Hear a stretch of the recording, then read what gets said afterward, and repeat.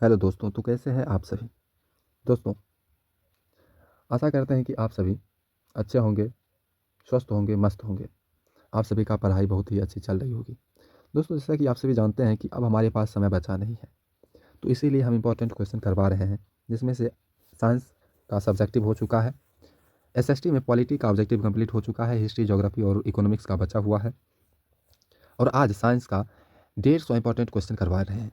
और ये objective question 3 part में आएगा। ये फर्स्ट पार्ट है, आगे आने वाला 3 और पार्ट में रहेगा, वो केवल और केवल साइंस का ऑब्जेक्टिव रहेगा। तो दोस्तों, आज इसे शुरू करते हैं। और कोई भी नंबर लाना चाहता है तो ऑब्जेक्टिव उसका बहुत ही अच्छा होना ज़रूरी है। तो स्टार्ट करते बिना बात किए, तो क्वेश्चन नंबर फर्स्ट है कि परावर्तन के नियम से निर्धारित होता है आपतन कोण बराबर परावर्तन कोण। दूसरा है प्रकाश तरंग का उदाहरण है, तो प्रकाश विद्युत चुंबकीय तरंग का उदाहरण है।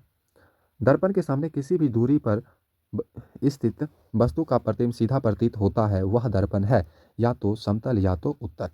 क्वेश्चन नंबर 4, निम्नलिखित में से किस माध्यम में प्रकाश की चाल सबसे अधिक होता है। तो निर्वात में। प्रकाश की किरण गमन करती है सीधी रेखा में। तैलीय कागज होता है आभासी। क्वेश्चन नंबर 7, प्रकाश के परावर्तन के कितने नियम होते हैं। 2 नियम होते हैं। क्वेश्चन नंबर 8, समतल दर्पण द्वारा बना प्रतिबिंब होता है। समतल दर्पण हमेशा काल्पनिक और सीधा प्रतिबिंब बनता है। क्वेश्चन नंबर 9, एक अभिसारी किरण पुंज समतल दर्पण पर आपतित होती है, परावर्तित किरण पुंज होगा, वह भी होगा अभिसारी। क्वेश्चन नंबर 10, किसी समतल दर्पण का द्वारा आवर्धन होता है, तो किसी भी समतल दर्पण का आवर्धन हमेशा +1 होता है, क्योंकि उसमें वस्तु की ऊंचाई और प्रतिबिंब की ऊंचाई हमेशा क्या रहती है, समान रहती है। एक प्रकाश की किरण एक समतल दर्पण पर लंबवत आपतित होती है, परावर्तन कोण का मान होगा, तो परावर्तन कोण का मान होगा, यह 90 डिग्री लग गया, यहाँ होगा 0 डिग्री, ये हो जाएगा 0 डिग्री। 11 का हो जाएगा 0 डिग्री, 0 डिग्री। क्वेश्चन नंबर 12, गोलीय दर्पण की फोकस अंतर एवं वक्रता त्रिज्या के बीच संबंध होगा, तो f बराबर r/2 या तो r बराबर 2f। क्वेश्चन नंबर 13, काल्पनिक प्रतिबिंब होता है, हमेशा सीधा होता है। क्वेश्चन नंबर 14, सरल सूक्ष्मदर्शी में किसका उपयोग होता है, उत्तल लेंस का सूत्र प्रयोग होता है। हजामत के लिए किस दर्पण का प्रयोग किया जाता है, तो अवतल दर्पण का। सर्च लाइट का परावर्तक सतह होता है अवतल। दंत विशेषज्ञ किस दर्पण का उपयोग मरीजों के दांतों का बड़ा प्रतिबिंब देखने के लिए करता है, यहाँ पर उत्तर लिखा गया होगा अवतल दर्पण। क्वेश्चन नंबर 18, यदि किसी बिंब के प्रतिबिंब का आवर्धन ऋणात्मक है, तो उस प्रतिबिंब की प्रकृति क्या होगी, तो होगी वास्तविक एवं उल्टा। क्वेश्चन नंबर 19, किस दर्पण का उपयोग पश्च दृश्य दर्पण के रूप में किया जाता है, वो होगा उत्तल दर्पण। क्वेश्चन नंबर 20, नई कार्तीय परिपाटी के अनुसार दर्पण के सामने रखे गए बिंब की दूरी ली जाती है हमेशा ऋणात्मक। क्वेश्चन नंबर 21, निम्न में से किस दर्पण की फोकस दूरी धनात्मक होती है, तो उत्तल दर्पण की फोकस दूरी हमेशा धनात्मक होती है। क्वेश्चन नंबर 22, किसी कार के अग्रदीप में प्रयुक्त दर्पण निम्नलिखित में से कौन है, तो कार के अग्रदीप में अवतल दर्पण का प्रयोग किया जाता है। समतल दर्पण की फोकस दूरी होती है अनंत होती है। अवतल दर्पण के सामने वस्तु को कहाँ रखा जाए ताकि प्रतिबिंब छोटा वास्तविक एवं उल्टा वास्तविक एवं समान आकार का बने, तो वक्रता केंद्र पर। क्वेश्चन नंबर 25 है, दाढ़ी बनाने के लिए कौन सा दर्पण उपयुक्त है, अवतल दर्पण। क्वेश्चन नंबर 26, उत्तल दर्पण में बना काल्पनिक प्रतिबिंब होता है सीधा एवं छोटा। क्वेश्चन नंबर 27, किस दर्पण से हमेशा वस्तु से छोटा प्रतिबिंब प्राप्त होता है, वो है उत्तल दर्पण। क्वेश्चन नंबर 28, अवतल दर्पण की फोकस दूरी होती है, अवतल दर्पण की फोकस दूरी ऋणात्मक होती है। 29 नंबर, गोलीय दर्पण के परावर्तक पृष्ठ की वृत्ताकार सीमा रेखा का व्यास कहलाता है, वो कहलाता है दर्पण का द्वारक। क्वेश्चन नंबर 30, किसी गोलीय दर्पण की फोकस दूरी 20 सेंटीमीटर है, यह गोलीय दर्पण किस प्रकार का है। तो चूंकि गोलीय दर्पण की फोकस दूरी धनात्मक है और धनात्मक होता है उत्तल दर्पण की, तो इसलिए यह उत्तल दर्पण होगा। क्वेश्चन नंबर 31, किसी दर्पण की फोकस दूरी चिन्ह परिपाटी के अनुसार ऋणात्मक मानी जाती है, तो वह होगा अवतल दर्पण। अवतल दर्पण की आवर्धित काल्पनिक प्रतिबिंब बनाने के लिए वस्तु को कहाँ रखा जाता है, तो फोकस और ध्रुव के बीच।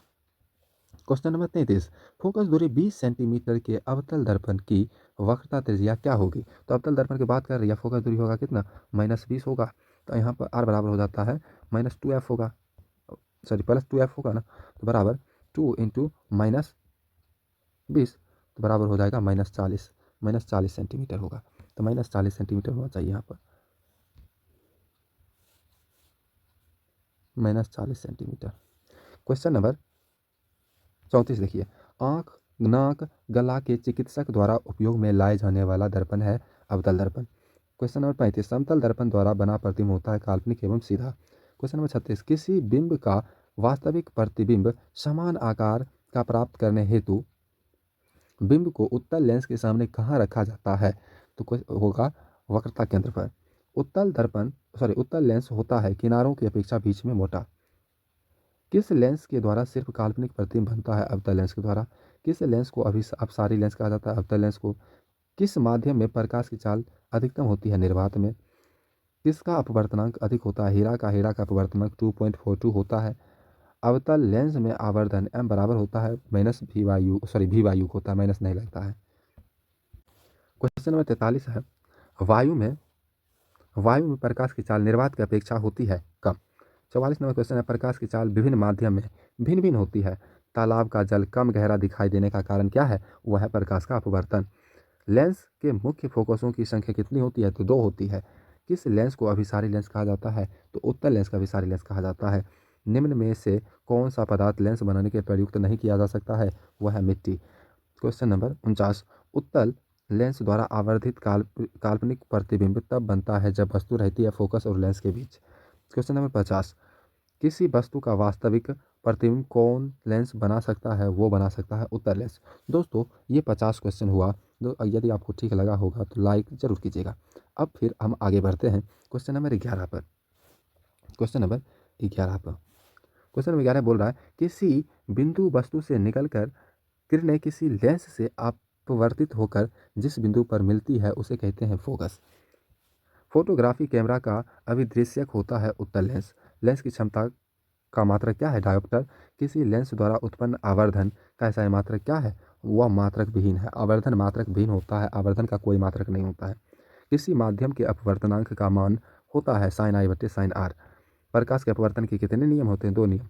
हीरा का अपवर्तनांक कितना होता है? 2.42 होता है। विरल माध्यम से सघन माध्यम में जाती हुई किरण मुड़ जाती है अभिलंब की ओर। चिन्हों की निर्देशांक परिपाटी में धनात्मक फोकस दूरी होती है उत्तल दर्पण की। चिन्हों की निर्देशांक चिन्ह परिपाटी में सभी दूरियां ली जाती है ध्रुव से। वायु का निरपेक्ष अपवर्तनांक वास्तव में होता है 1 से अधिक। प्रकाश की किरण को मोड़ने की क्षमता को कहते हैं लेंस की क्षमता। सामान्य दृष्टि के लिए सुस्पष्ट अल्पतम दूरी लगभग होती है 25 सेंटीमीटर। मानव नेत्र में किस प्रकार का नेत्र पाया जाता है? उत्तल लेंस। आँख का व्यवहार होता है उत्तल लेंस की तरह। पुतली के साइज को कौन नियंत्रित करता है? परितारिका, जिसे आइरिस भी बोला जाता है। एक स्वस्थ आँख की दूर बिंदु होती है अनंत। नेत्र में प्रवेश करने वाली प्रकाश किरणों का अधिकांश अपवर्तन होता है किसके द्वारा? तो वो होता है कॉर्निया के बाहरी पृष्ठ के द्वारा। क्वेश्चन नंबर 69, नेत्र का रंगीन भाग होता है परितारिका, जिसे आइरिस भी कहा जाता है। 70, मानव नेत्र के लिए दृष्टि का स्थायित्व होता है 1/16 सेकेंड। अर्थात जब आँख के सामने से किसी वस्तु को हटा लिया जाता है तब पर भी आँख के रेटिना पर उसका प्रतिबिंब 1/16 सेकेंड तक बना रहता है। क्वेश्चन नंबर 71, किसी वस्तु का प्रतिबिंब कहाँ बनता है? रेटिना पर। नेत्र द्वारा किसी वस्तु का कैसा प्रतिबिंब बनता है? वास्तविक, छोटा एवं उल्टा। मानव की आंख में प्रवेश करने वाले प्रकाश की मात्रा को नियंत्रित किया जाता है पुतली द्वारा। आंख के लेंस की वक्रता त्रिज्या को नियंत्रित करती है पक्षमापी पेशियां। जो नेत्र निकट स्थित वस्तु को साफ नहीं देख पाता उस नेत्र में होता है दूरदृष्टि दोष। दूरदृष्टि दोष में होता है कि दूर की वस्तु हम देख लेते हैं किंतु निकट की वस्तु हम देख नहीं पाती हैं, जबकि निकट दृष्टि दोष में निकट की वस्तु हम देखते हैं, दूर की वस्तु नहीं देखते हैं। और जरा दृष्टि दूर में होता है ये कि हम ना तो दूर की वस्तु स्पष्ट रूप से देख पाएंगे और ना ही ज़्यादा नज़दीक की वस्तु स्पष्ट रूप से देख पाते हैं। क्वेश्चन नंबर 76, जिस दृष्टि दोष की द्विफोक्सी लेंस द्वारा संशोधित किया जा सकता है उसे कहते हैं जरा दूर दृष्टि दोष। 77, किस लेंस का उपयोग कर दीर्घ दृष्टि दोष का संशोधन किया जाता है? उत्तल लेंस। निकट दृष्टि दोष दूर करने के लिए चश्मे में किस लेंस का व्यवहार होता है? उत्तल लेंस। दूर दृष्टि दोष वाला नेत्र साफ साफ देख सकता है दूर की वस्तुओं को। एक प्रिज्म में कितने सतह होते हैं? 5 सतह होते हैं। स्पेक्ट्रम में किस रंग के किरण का झुकाव अधिक होता है? वो होता है बैंगनी रंग का। श्वेत रंग कितने रंगों के मेल से बना होता है? 7 रंगों के मेल से। किस रंग का विचलन न्यूनतम होता है? लाल रंग का विचलन न्यूनतम होता है और बैंगनी रंग का विचलन सबसे अधिक होता है। श्वेत प्रकाश वर्णक्रम में किस रंग के किरण का विचलन अधिक होता है? वह है बैंगनी। क्वेश्चन नंबर 85, स्पेक्ट्रम प्राप्त करने के लिए किसका उपयोग किया जाता है? प्रिज्म का उपयोग किया जाता है। प्रकाश का प्राथमिक वर्ण है नीला, हरा और लाल, तीनों प्रकाश का प्राथमिक वर्ण है।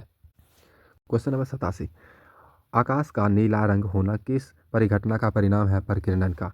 इंद्रधनुष रंगीन क्यों बनता है? तो जल कण द्वारा श्वेत प्रकाश के वर्ण विक्षेपण के कारण। प्रकाश संश्लेषण के लिए दृश्य प्रकाश स्पेक्ट्रम का सबसे प्रभावी रंग है लाल। प्रकाश के किस घटना के कारण सूर्य हमें वास्तविक सूर्योदय से लगभग 2 मिनट पूर्व दिखाई देने लगता है? आंसर होगा वायुमंडलीय अपवर्तन। तारे टिमटिमाने का कारण है वायुमंडलीय अपवर्तन। ओजोन परत किस हानिकारक विकिरण से पृथ्वी को सुरक्षा प्रदान करती है? वह है पराबैंगनी किरण। चंद्रमा पर खड़े अंतरिक्ष यात्री को आकाश प्रतीत होता है काला। किसी क्वालाइडी बिलियन में निलंबित कणों से प्रकाश के परिकिरण को कहा जाता है टिंडल प्रभाव। 55, जब सूर्य का प्रकाश वायुमंडल से गुजरता है तो वायु के सूक्ष्म कण किस रंग के प्रकाश को अधिक प्रबलता से परिकिरण करते हैं? वह है नीला। 56 नंबर, प्रकाश के जिस रंग का तरंगदैर्घ्य सबसे अधिक होता है? लाल का होता है। 97 नंबर क्वेश्चन, वायुमंडल में कौन सा वर्ण अधिक परिकिरण करता है? नीला। टिंडल प्रभाव प्रदर्शित करता है प्रकाश का परिकिरण को। किसी रंग का तरंगदैर्घ्य सबसे कम होता है? बैंगनी रंग का तरंगदैर्घ्य सबसे कम होता है। निर्वात में प्रकाश की चाल कितनी होती है? 3 × 10⁸ मीटर प्रति सेकेंड होती है। दोस्तों 100 क्वेश्चन कंप्लीट हो चुका है। आशा करते हैं कि आप सभी को समझ में आ रहा होगा। तो हम आगे बढ़ते हैं। 101वां क्वेश्चन है, देखते हैं। 101, कूलाम विद्युत आवेश कितने प्रोटॉन से बनते हैं? एक कूलाम विद्युत आवेश कितने प्रोटॉनों से बनते हैं? तो बनते हैं 6.25 × 10⁻18 कूलाम से। इस उपकरण में धन और ऋण का चिन्ह नहीं होता है, वो होता है कुंडली। बैटरी से किस प्रकार की धारा प्राप्त होती है? दिष्ट धारा। एमीटर को विद्युत परिपथ में कैसे जोड़ा जाता है? श्रेणी क्रम में। विद्युत धारा का SI मात्रक एम्पियर। एमीटर से निम्नलिखित में किसे मापा जाता है? विद्युत धारा को। विद्युत आवेश की प्रवाह की दर को विद्युत धारा कहते हैं। विद्युत धारा मापने में किसका उपयोग होता है? एमीटर का। जब किसी चालक से विद्युत धारा बहती है तो गतिशील कण होते हैं इलेक्ट्रॉन। विद्युत आवेश का SI मात्रक होता है कूलाम। कैथोड किरण में क्या उपस्थित हो रहते हैं? इलेक्ट्रॉनों। वोल्ट मीटर को विद्युत परिपथ में किस क्रम में जोड़ा जाता है? समांतर क्रम में। विभवांतर मापने वाले यंत्र को कहा जाता है वोल्ट मीटर। विभवांतर का SI मात्रक वोल्ट। 1 वोल्ट बराबर होता है 1 वोल्ट बराबर 1 जूल बटा 1 कूलाम। सेल का विद्युत वाहक बल सेल द्वारा इकाई आवेश पर किया गया कार्य के बराबर होता है। किसी कुंडली का प्रतिरोध ज्ञात करने के लिए सूत्र है R बराबर V बटा I। ओम का नियम V बराबर IR होता है। ओम के नियम में ताप रहता है नियत। आगे है ओम के नियम में क्या नियत रहता है? ताप नियत रहता है। ताप बढ़ने से चालक का प्रतिरोध बढ़ता है। प्रतिरोध का SI मात्रक होता है ओम। अमीटर का प्रतिरोध होता है बहुत कम। विद्युत का अच्छा चालक है चांदी। विद्युत बल्ब का तंतु बना होता है टंगस्टन का। किसी चालक के प्रतिरोधकता का मात्रक ओम मीटर होता है। प्रतिरोध का मान बढ़ाने के लिए प्रतिरोधकों को जोड़ा जाता है, श्रेणी क्रम में जोड़ा जाता है। किस धातु से सोलर सेल बनता है? सिलिकॉन से। विद्युत प्रतिरोध के कारण चालक में उत्पन्न होती है ऊष्मीय प्रभाव। 10 ओम एवं 20 ओम के 2 प्रतिरोधकों को श्रेणी क्रम में जोड़ने पर समतुल्य प्रतिरोध निकलेगा 30 ओम। समांतर क्रम में संयोजित प्रतिरोधकों की संख्या घटने के उपरांत संयोजित प्रतिरोधकों की कुल प्रतिरोध बढ़ता है। एक विद्युत सेल से धारा प्राप्त करने पर इसके सिरों के बीच विभवांतर का मान होता है विद्युत वाहक बल से कम। जब एक से अधिक प्रतिरोधक श्रेणी क्रम में जुड़े रहते हैं तब कौन सी भौतिक राशि उसमें समान रहती है? विद्युत धारा। क्वेश्चन नंबर 135 है, ऊर्जा का SI मात्रक होता है जूल। 1 जूल का मान होता है 0.24 कैलोरी। क्वेश्चन नंबर 137, कार्य करने की क्षमता को ऊर्जा कहते हैं। एक यूनिट विद्युत ऊर्जा का मान होता है 3.6 गुने 10⁻6 जूल। किलोवाट प्रति घंटा एक इकाई है, शक्ति की है। विद्युत बल्ब में कौन सी गैस भरी होती है? निष्क्रिय गैस। विद्युत फ्यूज विद्युत धारा के किस प्रभाव पर कार्य करती है? ऊष्मीय प्रभाव पर। किसी विद्युत परिपथ का वह गुण जो विद्युत ऊर्जा को ऊष्मा में बदल देता है वह है प्रतिरोध। विद्युत हीटर की तार की कुंडली बनी होती है नाइक्रोम की। विद्युत शक्ति का एसआई मात्रक होता है वाट। विद्युत ऊर्जा का व्यापारिक मात्रक है किलोवाट घंटा। किलोवाट घंटा में किसके बराबर होता है? किलोवाट घंटा किसके बराबर होता है? 3.6 गुने 10⁻6 जूल के बराबर होता है। क्वेश्चन नंबर 147, किसी चालक तार से प्रवाहित विद्युत धारा में गतिशील कण होते हैं इलेक्ट्रॉन। किसी छड़ चुंबक के अंदर चुंबकीय क्षेत्र रेखाओं की दिशा क्या होती है? दक्षिण से उत्तर होती है। विद्युत आगे है, विद्युत चुंबक बनाने के लिए प्रायः किस धातु के छड़ का उपयोग किया जाता है? नरम लोहा।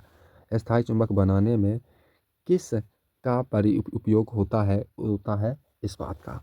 तो ये रहा आपका 150 ऑब्जेक्टिव इम्पोर्टेंट क्वेश्चन। दोस्तों यदि आपको अच्छा लगा होगा तो इसे लाइक ज़रूर करें।